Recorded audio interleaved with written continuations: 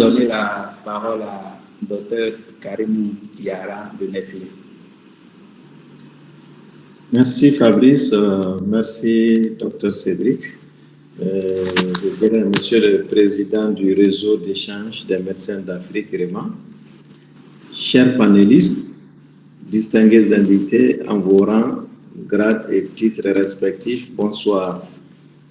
Donc c'est un plaisir pour moi de vous souhaiter la bienvenue à cette session qui porte sur l'alimentation du prématuré. À noter que ce webinaire est le fruit de la collaboration entre le REMA et Nestlé. Permettez-moi de remercier, sinon de saluer les initiateurs et administrateurs du REMA pour la mise en place de ce formidable cadre d'échange entre les médecins africains en vue d'améliorer la prise en charge des patients.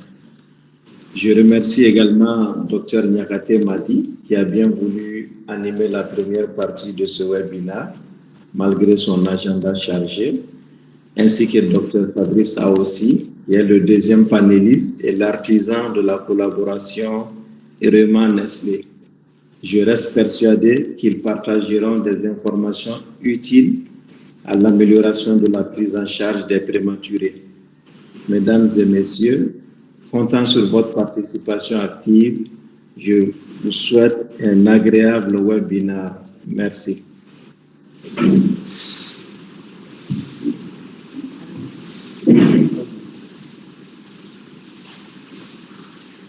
Ok, merci Dr Karimou.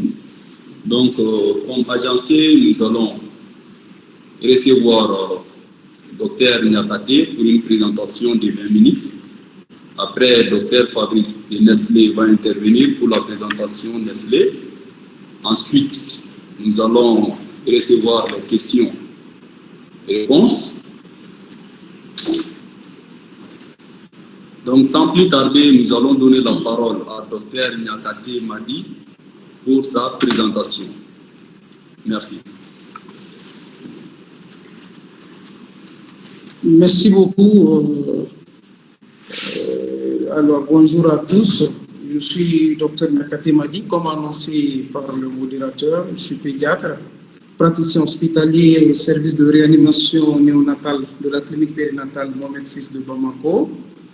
Donc, je remercie le laboratoire Nestlé pour leur invitation à participer à cet événement.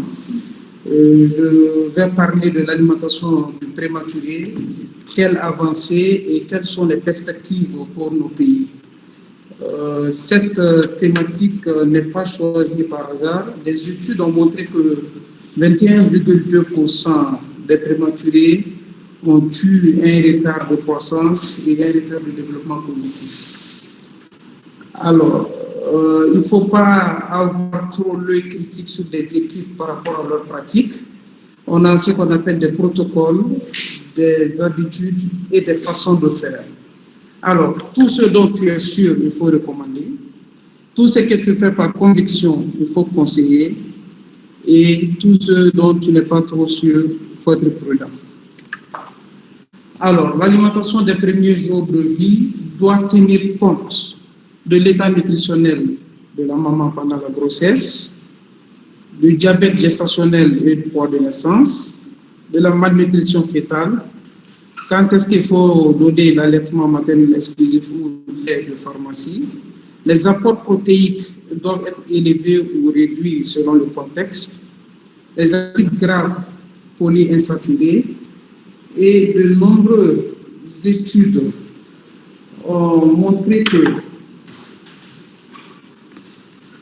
une alimentation postnatale inadéquate est significativement associée dans l'immédiat à une augmentation de la morbidité, de la mortalité néonatale et à un âge adulte, à un risque plus accru d'obésité, de maladies allergiques, de maladies cardiovasculaires, etc.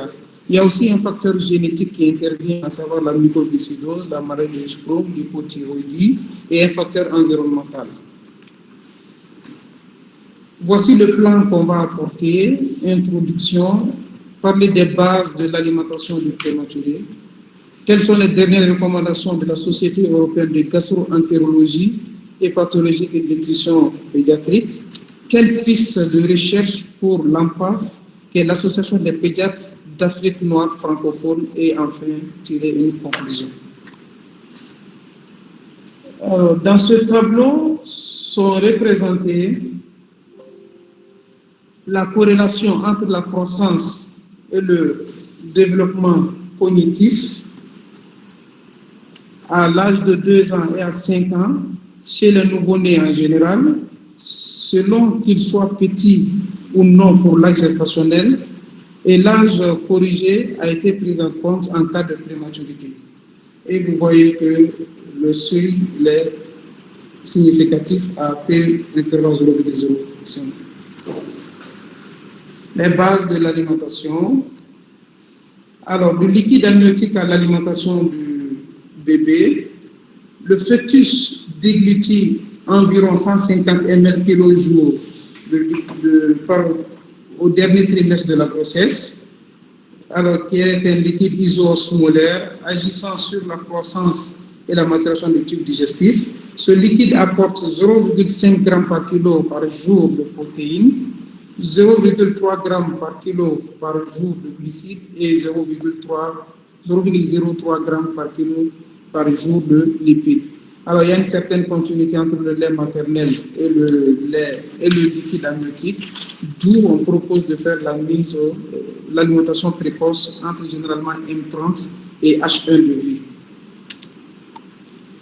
Les apports caloriques. Les protéines apportent 4 kilocalories par gramme par jour.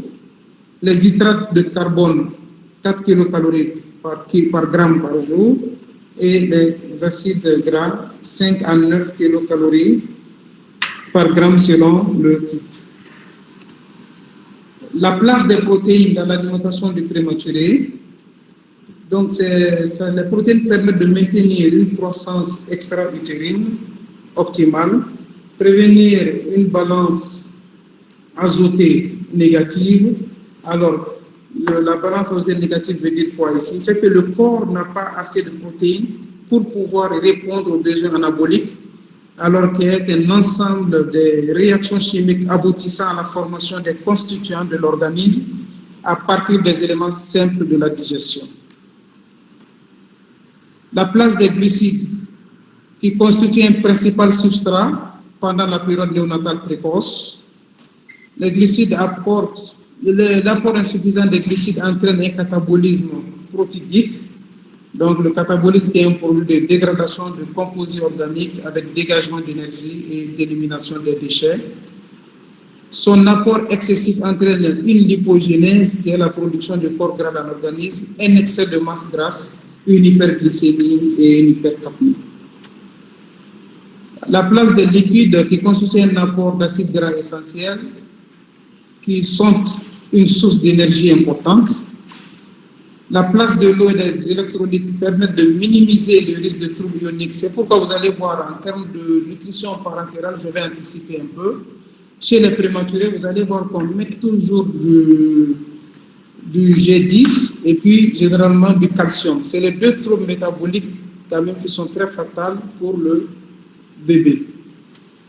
Donc, les électrolytes et l'eau permettent aussi de maintenir une certaine stabilité, donc on appelle l'homéostasie hydrique, et maintenir la croissance du nouveau-né. Voilà, vous avez, c'est juste une idée que je vous donne, c'est vraiment basique pour avoir une idée sur les apports hydriques en tenant compte du degré de prématurité et en fonction du poids. Moins de 800 grammes, normalement l'apport journalier doit être à 100 ml kg jour. Moins d'1 kg, 90 ml kg jour. Moins de 1 kg, 280 ml kg jour. Moins de 1 kg, 570 ml kg jour. Alors, normalement, il faut une réduction de 10 ml kg jour s'il y a une pathologie respiratoire, et une augmentation de 10 ml kg jour chaque jour jusqu'à arriver à 160 ml kg jour. Il y a certaines équipes qui arrivent jusqu'à 180 ml kg jour. Tout est en fonction du contexte et de la surveillance du bébé. La place des vitamines et des oligo-éléments qui sont apportés par le lait. Les carences en ces nutriments entraînent à long terme une modification de la réponse épigénétique à l'environnement et la carence rapide de ces nutriments est généralement fréquente en cas de nutrition parentale exclusive. Les modalités pratiques tiennent compte de la qualité de la croissance fœtale, du risque de déficit nutritionnel précoce, de l'immaturité gastro-intestinale, de l'immaturité rénale. L'immaturité rénale, c'est pourquoi vous allez voir, il y a une fuite de sodium généralement, donc ce qui va entraîner la déshydratation chez le nouveau-né, parce qu'il y a une fuite de sodium dans les urines, due à son immaturité rénale, et opportunité unique de promouvoir une croissance rapide. Alors, afin d'apporter une nutrition optimale, deux principes doivent être respectés. Un, optimiser précocement la nutrition parentale le plus tôt et la plus courte possible et introduire une nutrition entérale le plus tôt possible et toujours commencer par une alimentation minimale. Nous, on appelle le minimal feeding.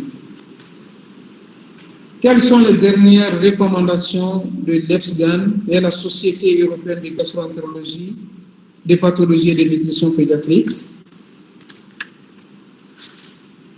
La ligne directrice de l'EPSGAN sur la nutrition parentale pédiatrique.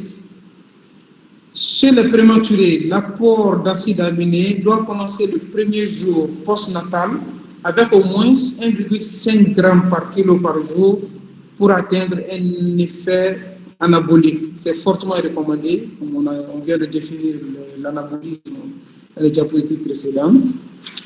Chez les bébés prématurés, l'apport parentéral en acides aminés à partir du deuxième jour postnatal doit être compris entre 2,5 et 3,5 g kilo jour et doit être accompagné d'apports non protéiques supérieurs à 75 kcal g jour et adéquats en apport aux nutriments.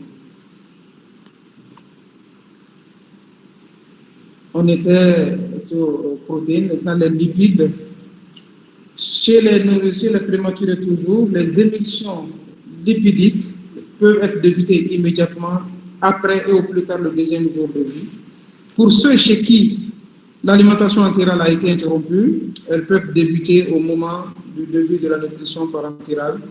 Chez les prématurés et chez les nouveau-nés à terme, l'apport parentéral à lipides ne doit pas dépasser 4 g kilo jour. Et enfin, les carbohydrates.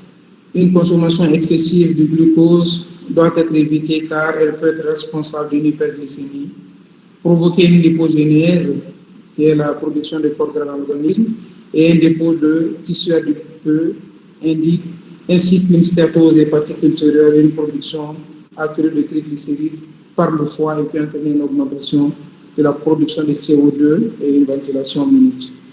L'apport en glucose ne réduit pas le catabolisme des protéines pendant la phase d'une maladie grave. L'apport de glucose par voie parentale nouveau-né prématuré sont à J1, on ne doit pas dépasser 4 à 8 grammes. À J2, on peut augmenter de 8 à 10 grammes, au minimum 4 grammes kilo et au maximum 12 grammes kilo par jour. Enfin, nourrir le bébé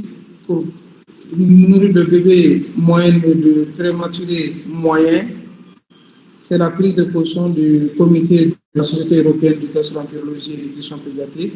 Il soutient fortement le lait maternel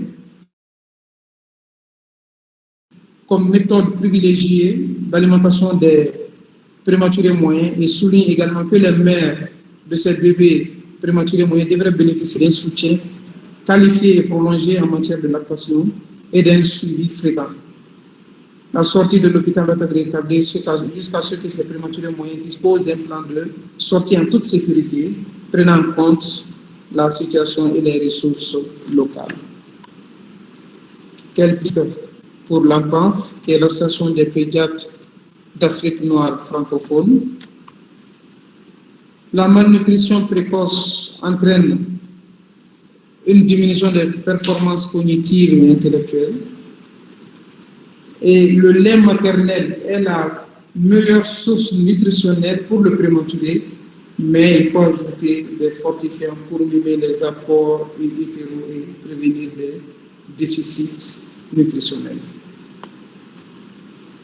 Alors, donc ça c'est une étude comparative pour évaluer le quotient intellectuel chez les prématurés qui sont nourris au lait maternel exclusif et un groupe qui est nourri juste au lait pour prématurés.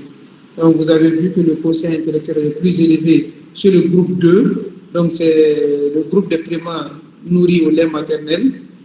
Donc le quotient intellectuel est plus élevé chez eux que plus chez le groupe qui sont nourris au lait pour prématurés. D'où l'importance du lait maternel dans l'alimentation du prématuré.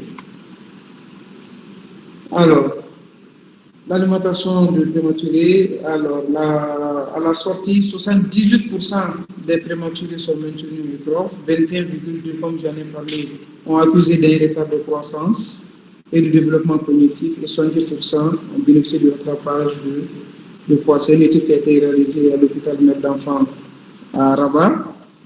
Donc les recommandations, c'est la surveillance étroite du poids pendant et après l'hospitalisation, mais aussi de la taille du périmètre familier. L'objectif, c'est d'identifier les prématurés avec croissance insuffisante. Les enfants avec poids normal pour l'âge gestationnel, les recommandations, c'est le lait maternel ou un lait normal avec enrichissement en acide gras polyinsaturé. Les enfants avec poids insuffisant pour l'âge gestationnel, les recommandations, c'est le lait maternel enrichi ou si lait industriel, utiliser un lait avec des taux de protéines, de minéraux et d'oligo-éléments élevés et des acides gras polyinsaturés au moins jusqu'à 40 semaines de gestation.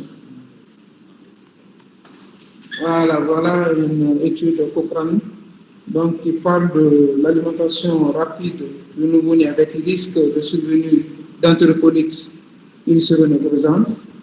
Donc, d'où l'intérêt de faire une progression lente des volumes d'alimentation pour éviter cette infection sévère de l'intestin.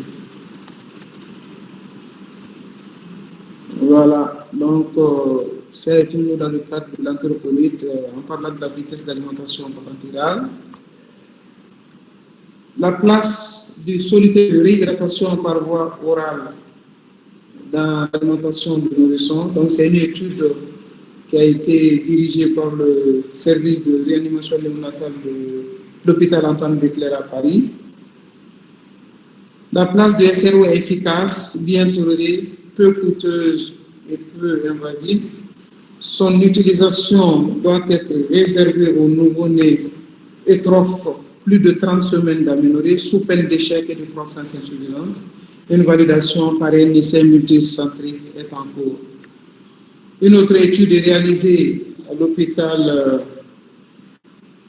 Saint-Vincent de Paul à Paris aussi, alors qui parle de la place de SRO dans l'alimentation. Lorsque les nouveau-nés ont plus de 32 semaines et qui ne présentent ni de problèmes cardio-respiratoires ni digestifs, l'administration entéral des SRO permet de raccourcir, voire d'éviter la durée de perfusion veineuse et donc ses inconvénients.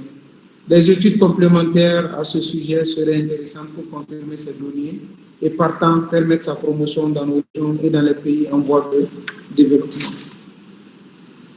Donc, il y a une étude qui a été réalisée au Mali, au service de néonatologie, centre hospitalier universitaire Gabriel Touré, par Samake et collaborateurs. Les nouveaux-nés, tous les nouveaux-nés qui ont reçu du SRO ont 3,9 fois plus de chances de récupérer leur poids de naissance déjà âgé 10 de vie, chez les prématurés de 30 à 34 semaines d'aménorrhée. Alors, est-ce que le SRO est une alternative pour nos pays? Nécessité d'une étude multicentrique randomisée. En conclusion, l'alimentation du prématuré reste un défi dans nos pays en voie de développement. On doit assurer une formation continue du personnel, imposer ou promouvoir la promotion du lait maternel et penser à des perspectives innovantes. Comme application pratique, les enfants avec un poids normal à terme, les recommandations appliquées sont le lait maternel ou lait standard à faible charge protéique, environ 1,7 g à 1,8 g par 100 kilocalories. En ce moment, les pré et les probiotiques ne sont pas nécessaires.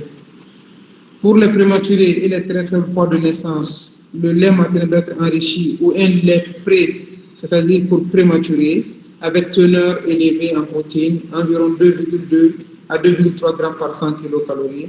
Et il faut être prudent en ce moment, pas d'assistance nutritionnelle ou nutrition parentale. Les enfants à risque allergique, toujours donner le lait maternel ou un lait hypoallergénique avec preuve scientifique ou hydrolysat protéines poussées. Les formules à base de soja dans ce contexte ne sont pas recommandées. Je vous remercie pour votre aimable attention et je serai prêt à donner quelques réponses ou quelques contributions par rapport aux questions. Je vous remercie.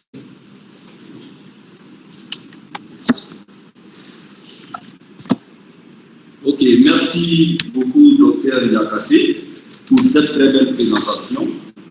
Donc, chers invités, je vous rappelle que ce webinaire est le fruit de la collaboration entre Nestlé Nutrition et Créma. Donc, après la présentation de Dr Niakate, nous allons recevoir Dr Fabrice de Nestlé. Mais bien avant, je voudrais un peu insister sur cette présentation sur l'alimentation du prématuré. Donc, vous l'avez suivi, bien sûr, avec moi. Le docteur Niakate a bien parlé de l'insuffisance sur les prématurés, de l'immaturité également sur les prématurés. Donc, du coup, vous allez comprendre que le prématuré a un grand défi qui l'attend. Voilà, donc maintenant, il nous a aussi donné des ébauches de solutions par rapport aux besoins énergétiques du prématuré en parlant un peu des macronutriments. Donc, nous allons continuer avec Dr Fabrice de Nestlé qui va nous entretenir sur les solutions à proposer. Ensuite, vous allez avoir l'occasion de poser les différentes questions pour que les conférenciers du jour puissent répondre aux différentes préoccupations. Donc, ceci étant, nous cédons la parole à Dr Fabrice de Nestlé. Merci. Vous avez la parole, docteur. Merci, Dr Madikite. Nous remercions le Dr Madi pour sa présentation.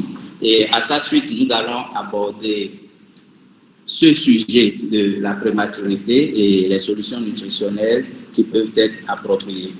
Pour y parvenir, nous allons donc faire quelques rappels et l'épidémiologie. Ensuite, aborder la question de l'immaturité physiologique et des risques pour la santé du bébé prématuré. En 3, aborder les défis chez les nourrissons prématurés et les faibles poids de naissance. Voir les avantages et les limites du lait maternel pour les bébés prématurés et les nourrissons de faible poids de naissance.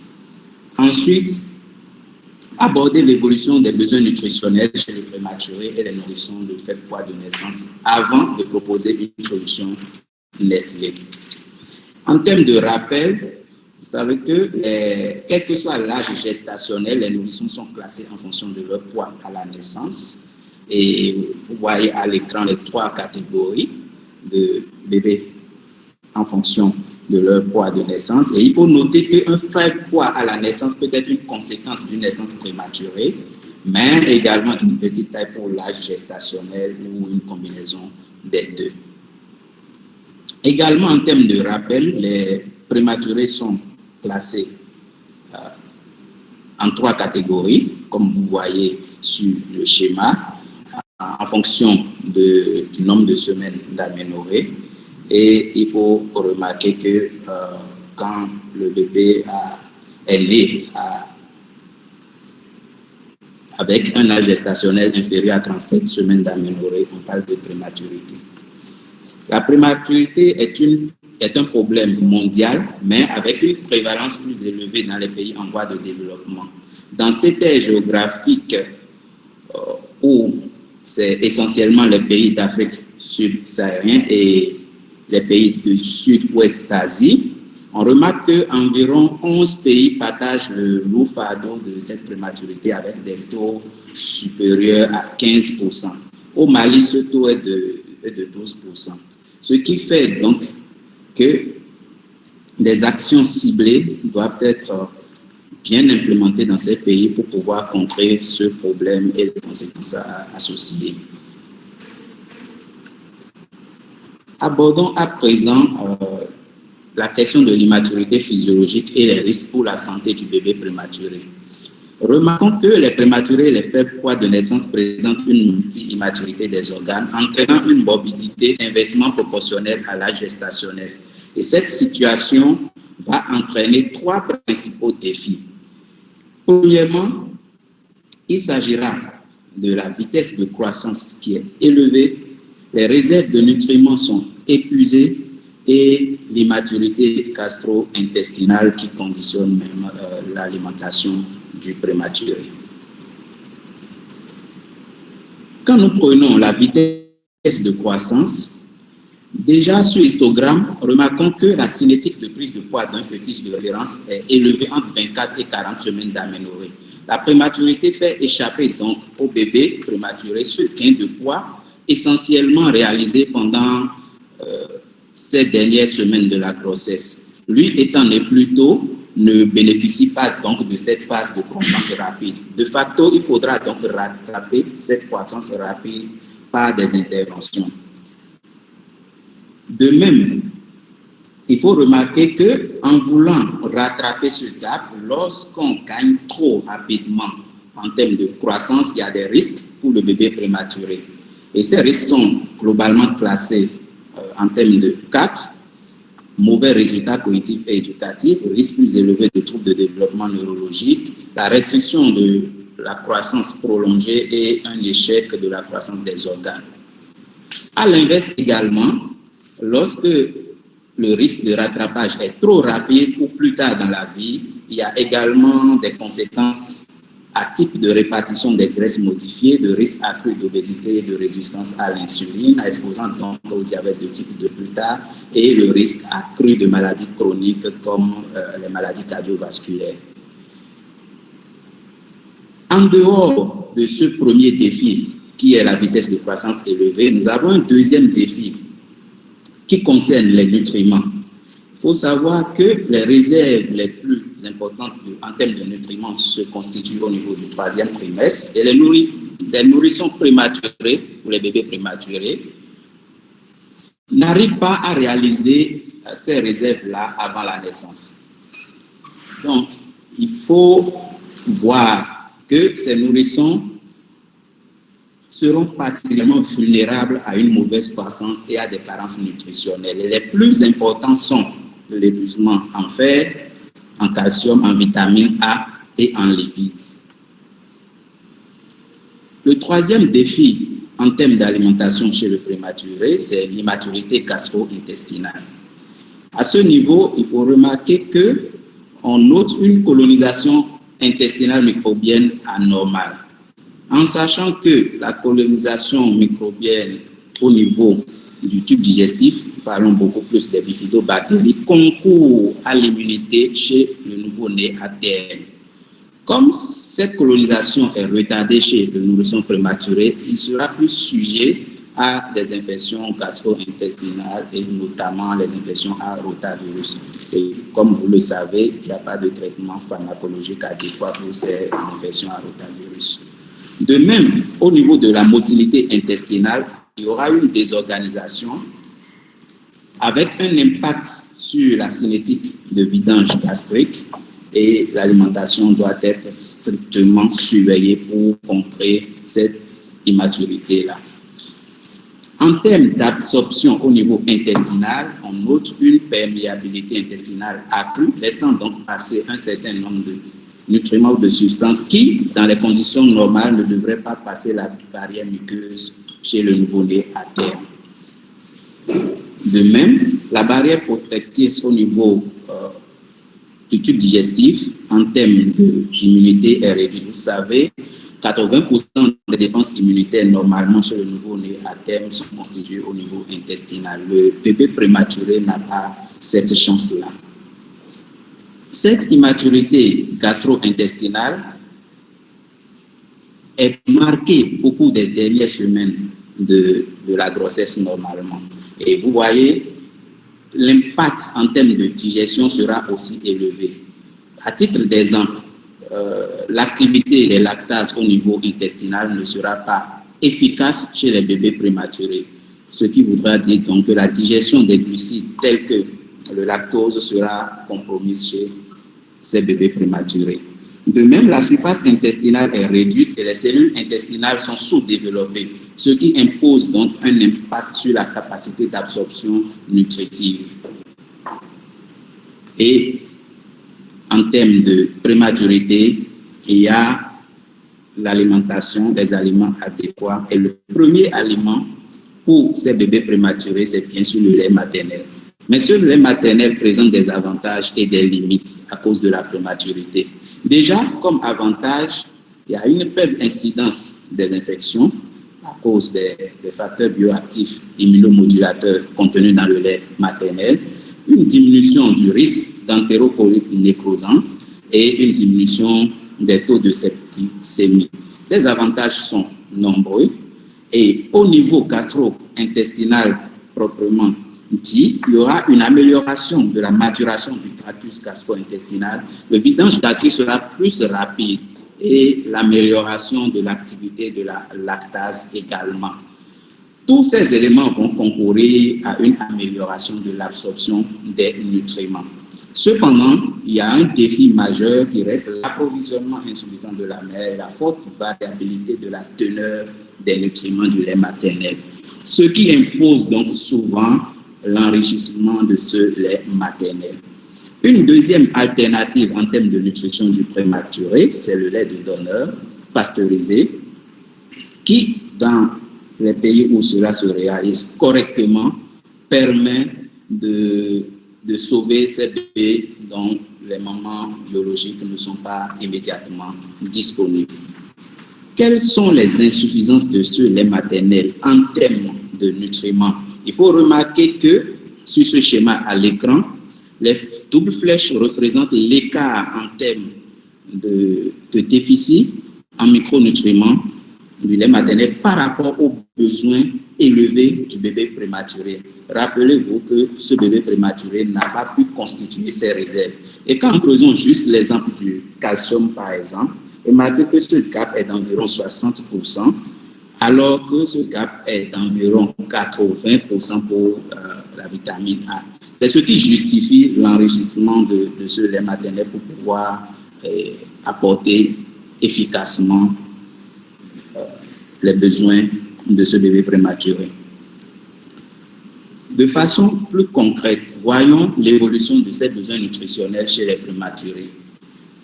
Les trois défis auxquels le bébé prématuré doit faire face, d'abord, c'est l'épuisement du stock de nutriments, la vitesse de croissance qui doit être élevée et l'immaturité physiologique.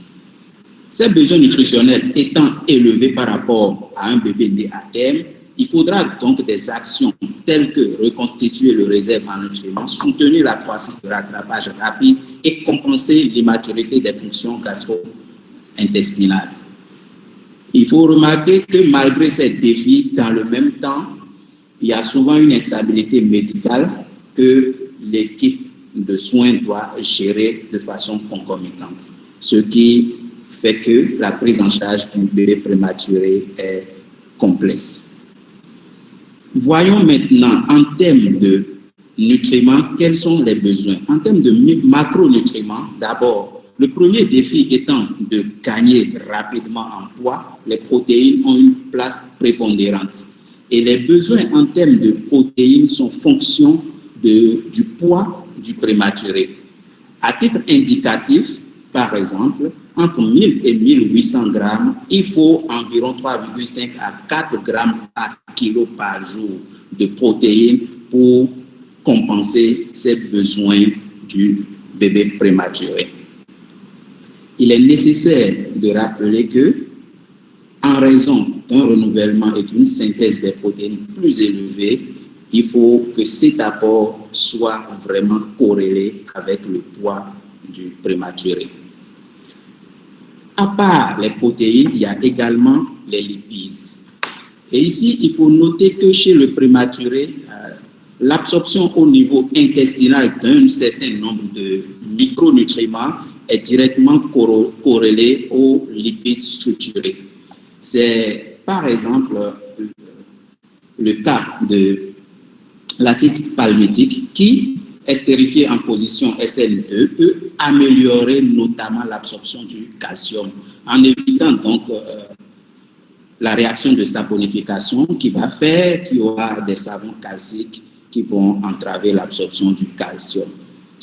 Comment cela se fait en pratique? Sur le schéma, vous pouvez voir que cette molécule de triglycérides sera digérée grâce aux lipases intestinales, mais les lipases intestinales coupent les ponts de calcium au niveau des positions SN1 et SN3, donc épargnant la position SN2, ce qui va faire que pendant la digestion, la lipase va libérer des acides gras en position SN1 et SN3, et les acides gras en position SN2 seront des monoglycérides qui seront très bien absorbés. Cette notion est importante dans les solutions nutritionnelles à proposer aux bébés prématurés en dehors du lait maternel. Nous allons y revenir plus tard. À l'hôpital, comme à la sortie, donc, les besoins en termes de micronutriments et de macronutriments chez le prématuré sont très élevés. Et après la sortie de l'hôpital, il convient de prêter attention non seulement à la teneur en micronutriments, mais également aux autres nutriments. En termes de vitamines et de minéraux, il faut que l'apport puisse combler le déficit de réserve pour assurer une croissance saine chez le bébé prématuré.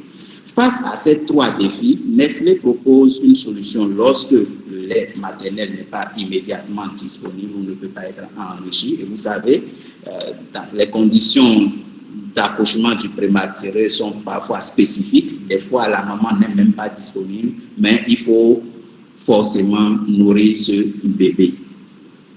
Et la solution que Nestlé propose, c'est le Prénan, basé sur une technologie de nutrition avancée pour combler donc ces déficits chez le bébé prématuré et assurer la lutte contre ces trois défis dont nous avons parlé. Spécifiquement, le Prénan a une teneur adaptée en protéines pour soutenir la croissance rapide du bébé prématuré afin de tailler le poids que lui n'a pas pu acquérir au cours du dernier trimestre de la grossesse. Le Prénan contient un rapport lactosérum-caséine similaire au lait maternel pour favoriser une vidange gastrique rapide et une acidose métabolique moindre. Il faut noter que la digestion des protéines est fonction du pourcentage de lactosérum, c'est la fraction soluble des protéines. Et le Prénan est à 70% de fraction soluble, le lait maternel est à environ 60%. Plus on a de fraction soluble, plus la digestion est rapide.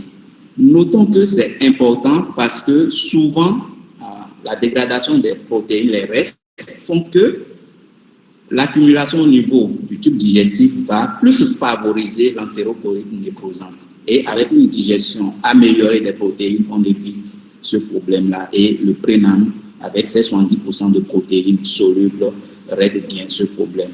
La densité énergétique du Prénan permet de répondre aux besoins énergétiques du nourrisson selon les directives de la Société européenne de gastro-entérologie et de nutrition en 2010. Et le Prénan contient également des acides gras polyinsaturés pour favoriser le développement cérébral optimal. De même, en termes de lipides, le Prénan contient des glycérides à chaîne moyenne, estérifiés en position SN2 qui permettent donc de favoriser l'absorption du calcium. Et vous savez l'importance du calcium pour le développement osseux des bébés prématurés. Voilà en termes de composition quelques éléments favorisant donc la croissance saine du bébé prématuré. De façon plus concrète, en termes de protéines, le prénan contient 3,4 grammes de protéines avec 70%, je l'avais dit, de protéines solubles.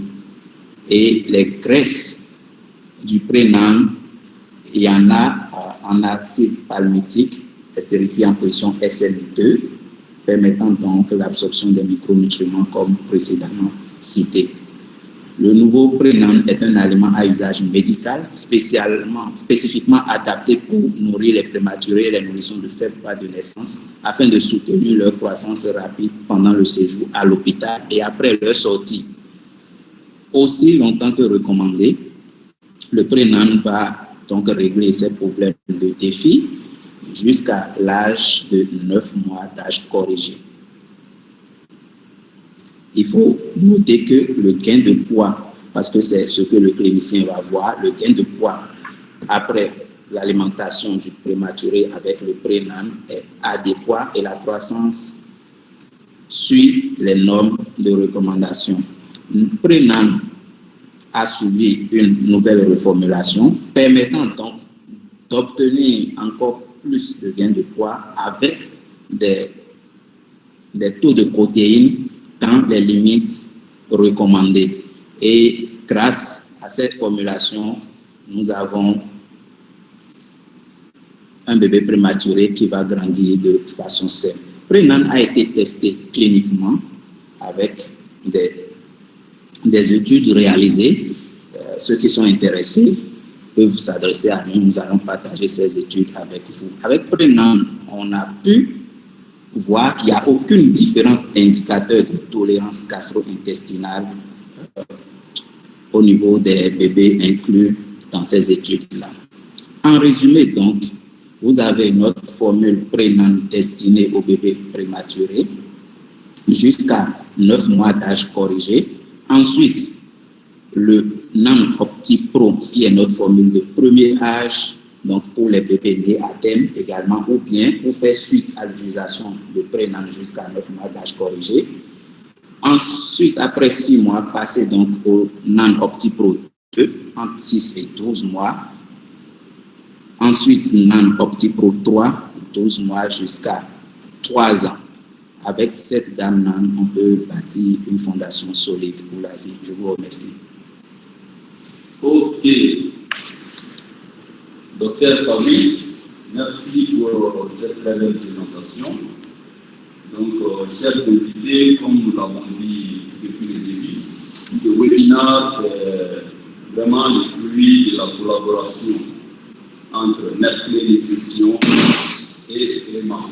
REMA qui est les réseaux d'échange entre médecins, les réseaux d'échange entre médecins d'Afrique. Donc, nous pouvons nous glorifier que nous avons une plateforme aujourd'hui entre médecins d'Afrique, entre agents de santé, pour échanger par rapport aux différentes problématiques. Donc, vraiment, nous avons bien suivi la présentation du docteur Niakate. Nous rappelons que le docteur Niakate est le médecin néonatologiste à la clinique périnatale de l'hôpital Mohamed VI de Bamako. Donc, lui, il nous a bien entretenu par rapport à l'alimentation du prématuré. Donc, les défis, les insuffisances.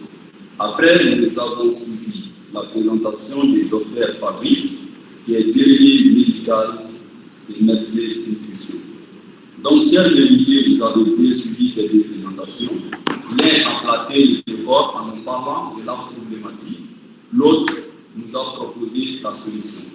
Comme nous disons en médecine, il ne suffit pas de poser le diagnostic, mais il faut aussi passer à la meilleure prise en charge. Donc, merci pour votre présence, merci pour votre participation. Nous avons déjà recensé un certain nombre de questions dont nous allons les lire ensemble pour que les conférenciers du jour puissent répondre aux différentes questions. Donc, je vous rappelle en même temps que vous pouvez poser les questions dans le chat. Donc, on commence déjà.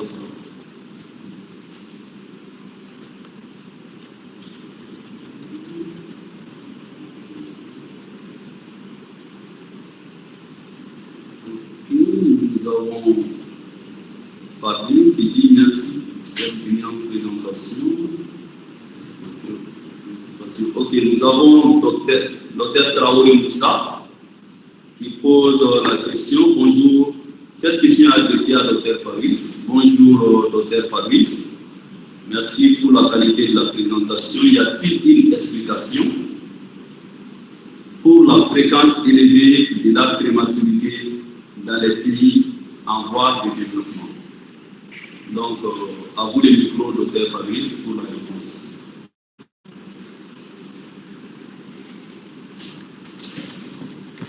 Merci pour cette question. Déjà, les études que nous avons pu lire, les facteurs qui expliquaient cette situation sont nombreux. Et déjà, il y a, par exemple, le suivi moins, comment dire,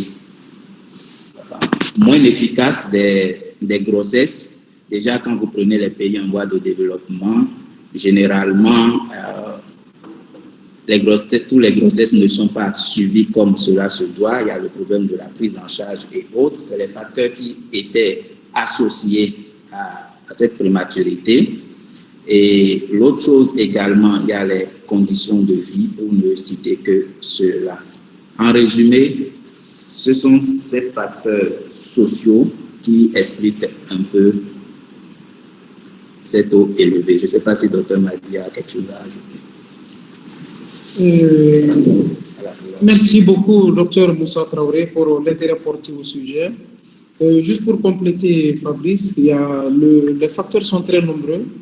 Il y a des facteurs médicaux, il y a des facteurs socio-économiques. On en a cité. J'ai parlé du déficit nutritionnel chez la maman pendant la grossesse. Donc ça peut être dans le cadre des facteurs socio-économiques délétères. J'ai parlé de certaines maladies cardiovasculaires, j'ai parlé du diabète, j'ai parlé de l'hypertension artérielle. Donc vraiment, les facteurs sont très nombreux et c'est vraiment une réalité, ce que vous dites. La fréquence de taux de naissance prématurée est très élevée dans nos contextes, dans nos pays africains. Donc je pense qu'il faut ensemble qu'on conjugue des efforts pour mener des études plus approfondies, et dégager des différentes recommandations et trouver des solutions précises, des solutions adéquates. Merci, je ne sais pas s'il est satisfait de la réponse. Voilà, merci beaucoup, Dr Traoré. Ok, une fois de plus, merci à Dr Traoré Moussa pour la question. Donc, j'espère que vous êtes satisfait de la réponse donnée. Sinon, vous pouvez revenir dans le chat pour commenter si vous avez besoin de plus d'éclaircissement. Donc ensuite, la deuxième question est posée par Dr Arsène. En fait, c'est une suggestion. Nous aurons besoin de slides. Donc, les gens demandent si les présentations seront disponibles. Donc, je laisse Dr Fabrice répondre à cette préoccupation. D'accord, merci pour cette préoccupation. Ça témoigne de tout l'intérêt que vous accordez à ce sujet. Nous allons vous revenir, comme nous avons la liste des participants, nous allons vous revenir en offre par rapport à cela. Parce qu'il y a un certain nombre de conditions pour partager ces genres de présentations.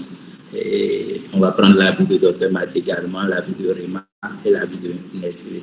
Merci. Ok, donc ceci nous amène à la troisième question posée par Al-Nasra Fadian. Donc, j'aimerais savoir en quoi l'alimentation parentale élevée en liquide peut entraîner une déshydratation chez les prématurés. Il n'a pas dit précisément à qui cette question est adressée. Donc, vu la complicité des deux conférenciers, je pense qu'ils vont essayer de répondre à la question. La question est de savoir, j'aimerais savoir en quoi l'alimentation parentale élevée en liquide peut entraîner une déshydratation chez les prématurés. En quoi l'alimentation parentale élevée en liquide peut entraîner une déshydratation chez les prématurés.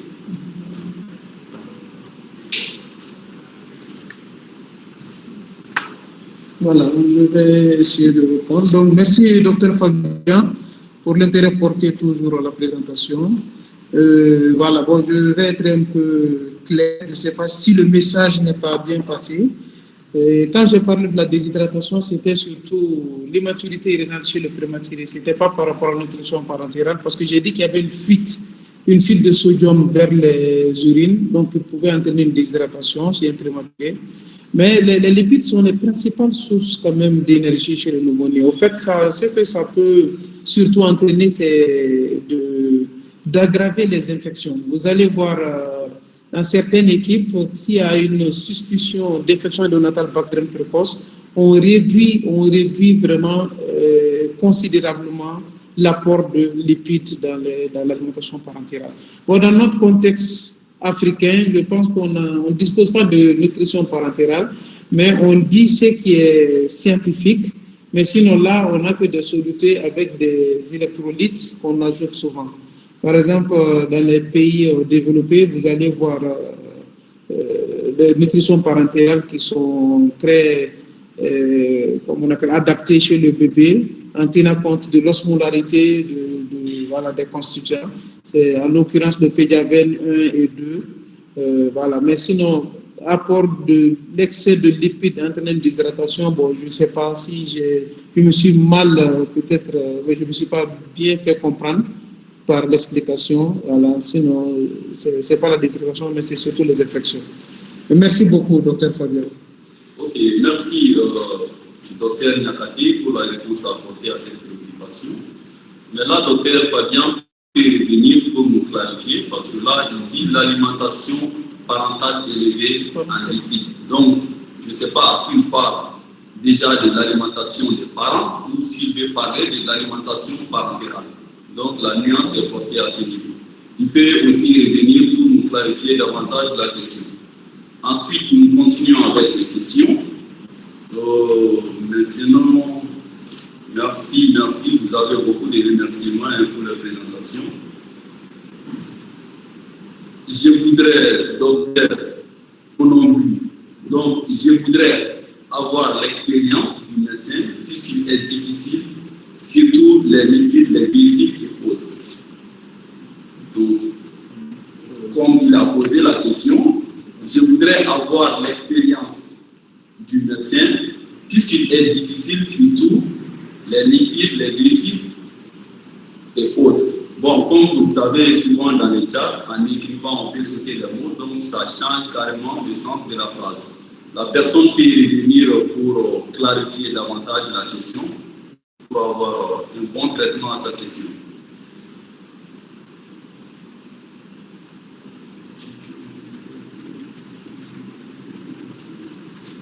Bonsoir, Dr Nyakate. Entre les laits des donneurs pasteurisés et les laits rénaux, quel est l'idéal et efficace pour le développement du bébé? Cette question est posée par Dr Mathis Doro Arabaye. Entre les laits des donneurs pasteurisés et les laits rénaux, quel est l'idéal? Quel est l'idéal et efficace pour le développement du bébé? Donc la personne peut bien savoir entre les laits pasteurisés, donneurs pasteurisés et les laits rénaux, quel lait est meilleur maintenant pour le développement du bébé. Donc je pense que voilà, donc vous allez devoir répondre à cette question, les deux compréhensibles. Puisque la personne n'a pas précisé à qui cette question est adressée. Donc, Fabrice, vous avez la parole pour répondre. Merci beaucoup pour cette question. Déjà, avant de répondre à cette question, je vais donner une précision. Henri Nestlé, le fondateur de Nestlé, en 1869, disait: toute mère capable d'allaiter son bébé doit le faire. Et en ce moment, il a commencé par développer ces solutions nutritionnelles qui, pour les bébés qui n'ont pas leur maman disponible pour des raisons, que ce soit à cause du décès, à l'accouchement ou à cause d'une raison médicale. Du coup, cette vision d'Henri Nestlé est restée jusqu'à présent. C'est pour dire que partout où on a la possibilité de nourrir le prématuré avec le lait maternel, c'est ce qui est conseillé. Mais dans le cas spécifique du bébé prématuré, vous venez de voir à travers les présentations que le lait maternel est l'aliment qu'il faut. Et pour que le lait maternel puisse combler totalement les défis, il faut apporter des micronutriments également. Donc, il faut enrichir. Dans le cas où on a dit, j'ai bien dit dans la présentation, la deuxième alternative meilleure reste le lait maternel pasteurisé enrichi. Mais la grande question est de savoir est-ce qu'on a toujours ce lait de donneur pasteurisé, j'insiste bien sur le mot pasteurisé et enrichi. Lorsque cela n'est pas possible, le prénom reste une solution qui peut régler les défis de ces bébés prématurés. Et le docteur m'a dit de apporter sa réponse. Merci beaucoup pour la parole. Alors, docteur, pour vous rassurer, on ne va pas polémiquer là-dessus. Le lait maternel, c'est la meilleure source nutritionnelle pour le prématuré. Comme mon collègue vient de le dire tout à l'heure, il faut ajouter des fortifiants pour mimer les apports et prévenir les déficits. Ce que vous dites, le lait donneur, c'est le lait de femme. Donc, les terminologies même ont changé. On appelle lait de femme maintenant. Effectivement, c'est dans les pays développés, il y a ce qu'on appelle le lactarium. Autrement dit, la banque de lait que nous, on n'en dispose pas pour le moment. Donc, c'est toujours mieux de donner le lait de femme. C'est clair, il n'y a pas vraiment à s'inquiéter. Maintenant, par contre, dans notre contexte, c'est un peu difficile.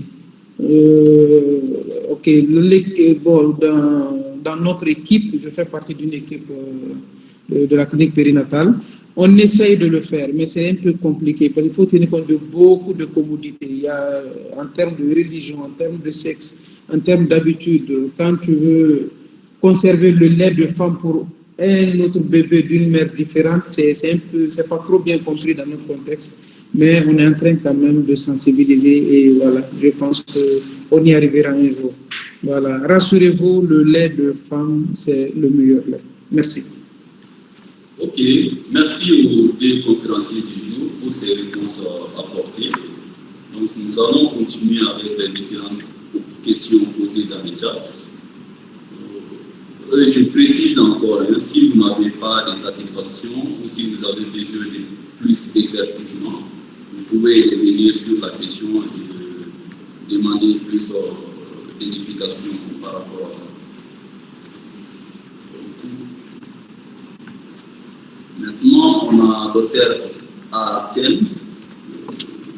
Arsène, médecin généraliste.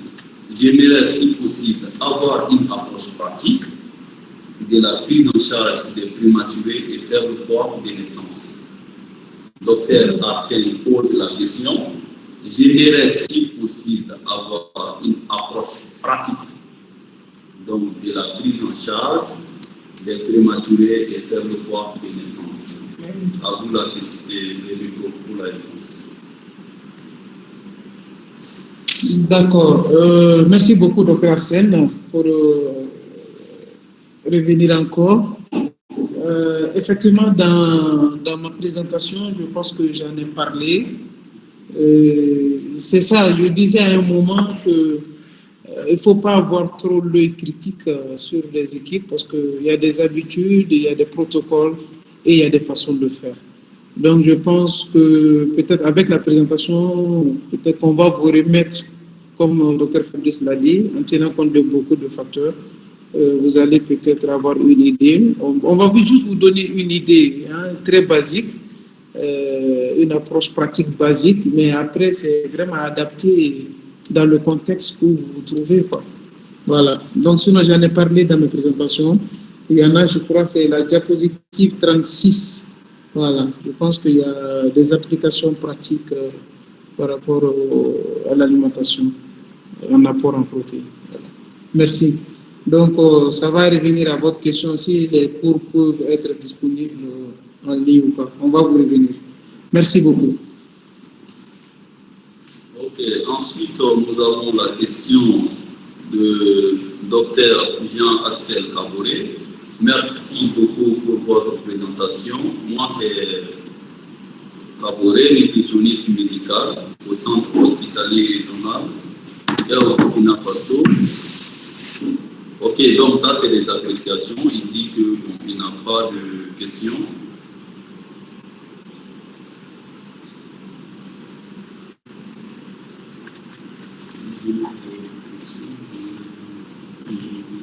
Donc, il dit qu'il aimerait prendre contact avec le docteur Fabrice de Nestlé.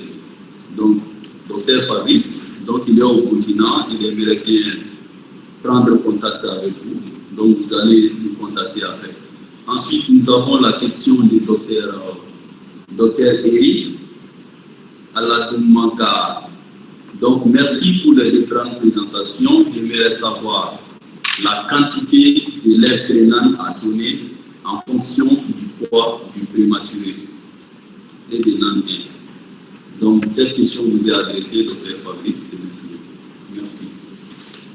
Vous avez les réponses.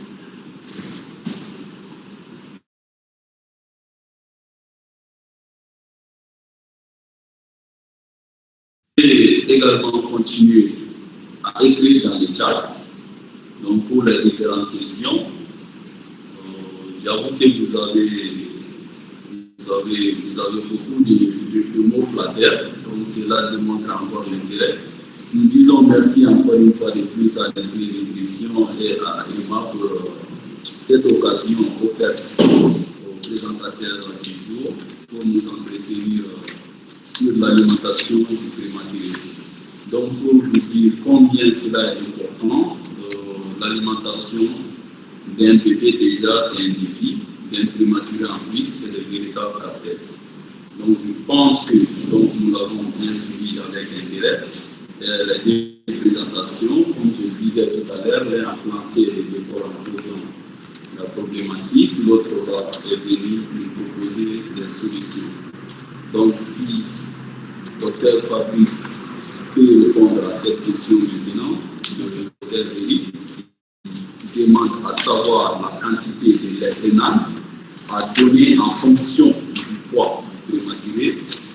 Donc, rénal et en fonction du poids du prématuré. Merci d'apporter les éléments de réponse, Dr Fabrice. Merci beaucoup, Dr Malikité. Donc, effectivement, sur la boîte, que ce soit prénan ou nan, il y a des indications en termes à titre indicatif de poids et de volume de lait. Mais la formule générale pour avoir quand même ce calcul-là, c'est de prendre le poids en grammes divisé par 10, puis ajouter 200 à 250 millilitres de lait et vous obtenez ainsi la quantité de lait à répartir dans la journée. À titre d'exemple, si on prend un bébé de 6 mois d'âge corrigé, par exemple, qui pèse 7 kg, ça va faire 7000 grammes divisé par 10, 700 donc, plus 200, et ça va nous donner 900 ml à répartir. Mais c'est juste à titre indicatif, tout dépend de la tolérance du bébé et de comment les conditions dans lesquelles le bébé se trouve et qui favorisent cette alimentation. Voilà.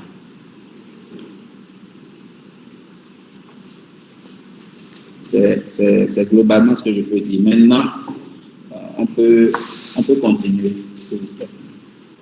Ok, donc n'oubliez pas de prendre. J'allais juste ajouter que la préparation, c'est une cuillerée à ras pour 30 ml d'eau. Et remarquez que NAN est le seul produit qui a un compartiment réservé pour la cuillère pour les mesures d'hygiène. Merci. Voilà, donc comme je le disais tout à l'heure, n'oubliez pas la préoccupation du Dr Kaboré, qui est nutritionniste au Burkina. donc qui dit avoir besoin de prendre contact avec vous pour la disponibilité, pour la prise en charge des pathologies nutritionnelles des produits et Nestlé. Donc, si je comprends bien la question, c'est de savoir est-ce que nous avons ces produits de Nestlé bien disponibles au Burkina, puisque l'intéressé se trouve au Burkina. Donc, il va prendre contact avec vous pour avoir ces produits, ainsi solliciter une meilleure prise en charge des pathologies nutritionnelles. C'est bien noté. Nous allons prendre contact avec le docteur pour gérer avec notre équipe sur place au Burkina Faso. Merci. Ok, merci docteur Fabrice. Nous allons continuer avec les questions. Maintenant, docteur Frédéric, qui demande à quel moment de la prématurité on applique la nutrition entérale ou parentérale. La nutrition, à quel moment de la prématurité on applique la nutrition entérale ou parentérale? D'accord. Merci beaucoup pour l'intérêt porté toujours au sujet. Alors, je disais dans l'une de mes diapositives que, pour optimiser, c'est-à-dire pour avoir une nutrition optimale, donc, il faut quand même prioriser deux principes. Le premier principe, c'est la nutrition parentérale le plus tôt et la plus courte, et introduire la nutrition entérale le plus tôt possible aussi, avec une alimentation minimale.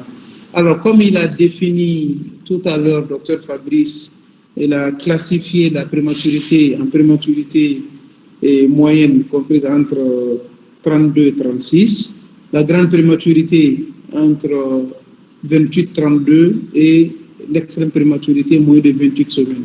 Donc, pour les prématurés de moins de 28 semaines, la nutrition parentérale, c'est l'idéal. Pour la grande prématurité 28-32, toujours commencer par une alimentation parentérale aussi et introduire la nutrition entérale le plus tôt possible aussi est l'idéal. Et là, une prématurité moyenne de 36 semaines, d'emblée, si c'est un bébé qui n'a ni pathologie respiratoire, ni problème de malformation abdominale, moi, je commencerai par nutrition entérale d'emblée. Merci beaucoup. Je ne sais pas si j'ai répondu à la question. Merci beaucoup, docteur. Je pense que c'est très clair. Nous allons continuer. Nous allons répondre à 3 autres questions maintenant et boucler la session parce que nous avons environ 150 et quelques questions. Ce n'est pas évident de pouvoir aborder toutes ces questions dans ce créneau horaire. Et nous allons contacter cependant individuellement ceux qui ont posé ces questions-là pour leur apporter les éléments de réponse nécessaires. Nous avons également beaucoup d'apports, beaucoup de suggestions. Nous allons en tenir compte et nous allons contacter individuellement ces gens-là. Je ne sais pas si, docteur Malétikité, vous pouvez nous sélectionner juste 3 questions pour clôturer cette session. Ok, merci docteur Fabrice, il n'y a pas de problème. Nous allons, comme il a si bien dit, prendre les 3 questions qui suivent, puisque le temps imparti est presque déjà arrivé à terme. Donc, la question suivante posée par docteur Nkounou est la suivante. Merci pour la qualité de la présentation, docteur Niakate. Ma question est la suivante. Les souliers de l'hydratation pourra être donnés à quelle posologie chez les prématurés? Merci. À vous les micros, docteur Niakate, pour la réponse.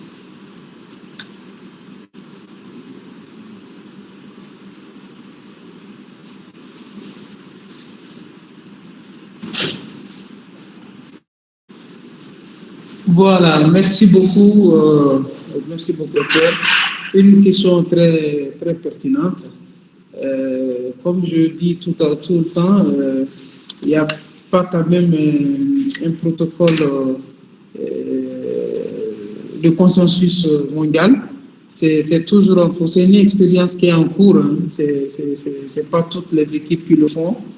Voilà, c'est vraiment en cours. Donc, moi, je pense qu'il faut toujours commencer par une alimentation très minimale, par un apport très minimal, voir la tolérance et en fonction de la cinétique du poids, voir l'impact du SRO sur la croissance du prématuré ou sur la notation du prématuré. On n'a pas de posologie standard connue, mais toujours commencer par une faible dose et adapter au fur et à mesure, parce qu'il faut tenir compte aussi de l'élimination rénale. Donc c'est pourquoi il faut voir l'osmolarité. Donc il ne faut pas être trop agressif en termes d'alimentation. Voilà. Donc peut-être que je vais faire des recherches aussi pour vous revenir et donner des formules de la posologie exacte sur ça. Merci beaucoup. Ok, merci Dr Niakate pour ces éléments de réponse. Et juste pour préciser quelque chose, c'est généralement chez les prématurés de plus de 30 semaines. Vous avez vu les 3 études, une étude parle de 30 semaines, l'autre de 34 et une troisième réalisée au Mali, on parle de 32 à 34 semaines. Donc voilà, c'est ce qui est surtout important à savoir. Voilà. Merci beaucoup. Ok, maintenant, merci Dr Niakate pour ces éléments de réponse. Je m'en vais lire la question du Dr Cédric Portet. Donc, il est consultant, sinon il ou elle, consultant en nutritionniste, senior individuel à la Société camerounaise des pédiatries. Merci pour la présentation. Cependant, j'aimerais savoir, pour un enfant prématuré, donc dont les parents n'ont pas les moyens pour s'offrir les prénanes et ont un problème de coulement de lait maternel, que proposer pour la nutrition de son enfant? Les chers conférenciers, il faut débourser souvent ton argent ici. Ouais, merci pour cette question, je comprends. Et nous remercions beaucoup le docteur qui a posé cette question et qui est de la Société camerounaise de pédiatrie. Merci, ça montre l'intérêt porté à ce sujet. Elle s'inquiète pour ses bébés prématurés, bien sûr. Donc, merci. Bon, en termes clairs, c'est vrai que la prise en charge globale même du bébé prématuré a un coût et la qualité également a un coût. En termes d'alternatives, ce qui serait conseillé normalement, c'est le lait maternel, puisque vous venez de dire que ce n'est pas disponible, donc l'alternative du prénan peut aider dans ce cas-là. Mais s'il y a des problèmes de moyens économiques, franchement, nous, à notre niveau, bon, on ne peut pas proposer d'alternative, sauf si au sein de l'hôpital, on sollicite des prises en charge au niveau social et autres. Ça peut aider ce nourrisson-là à avoir ce meilleur aliment pour rattraper sa croissance. Je ne sais pas, c'est une question un peu difficile également parce que ça touche à l'économie. Ok, merci Dr Fabrice pour ces éléments de réponse. Comme nous disons toujours, on est un peu pris par le temps, puisque le temps est parti déjà est arrivé à terme. Donc cela se comprend aisément. C'est vraiment l'intérêt aussi porté au sujet du jour. Donc cependant, nous avons bien noté les questions suivantes. L'équipe va rentrer en contact avec les différents intervenants pour voir les éléments de réponse qui peuvent être offerts à ces différentes préoccupations. Donc, cependant, avant de clôturer, nous allons dire encore merci à Nestlé Nutrition, merci à Emma, merci également au docteur Fabrice, aussi de Nestlé Nutrition et à docteur Niakate Madi pour ces brillantes présentations. Donc, cependant, nous allons donner quelques mots de clôture. D'abord à Nestlé. Nous appelons Dr Karim s'il y a quelques mots. Ensuite, Dr Cédric Déma va intervenir avant de libérer l'examen. Merci. À vous les micros, Dr Karim. Ok, merci Doc Malekité. Encore félicitations aux panélistes pour la qualité des présentations. Je pense que les réactions de l'auditoire ne font que confirmer la qualité de la présentation. On exhorte l'auditoire à continuer les échanges avec REMA et les panélistes, et avec Nestlé Nutrition également, pour les questions qui ne sont pas encore traitées, même les questions qui n'ont pas encore été formulées. Comme on le dit, l'appétit vient en mangeant. Donc peut-être à travers tout ce qui s'est dit, certains vont sûrement avoir d'autres questions, que les échanges continuent hors ce forum. Donc comme on le dit, tout est bien qui finit bien. Donc encore on remercie le REMA pour cette plateforme qui permet aux médecins d'Afrique d'être interconnectés et d'améliorer la qualité de la prise en charge des patients. Et on se dit vivement la poursuite de la collaboration REMA-Nestlé. Et merci aux participants pour la participation active et vivement les prochaines sessions. Je vous remercie.